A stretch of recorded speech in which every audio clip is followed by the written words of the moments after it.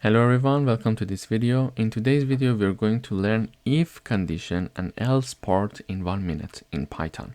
So first of all, we would like to ask the user to enter their age, and we're going to use the input function. And because the input function by default returns a string, we need to wrap it with the int function. So we're going to have the conversion of the string into an integer so we can have the numerical comparison.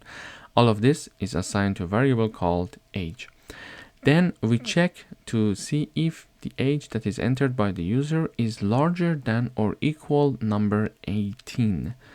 If so, if this is the case, we are going to print you are old enough to drive, for example. We want to check to see if the user can drive or not.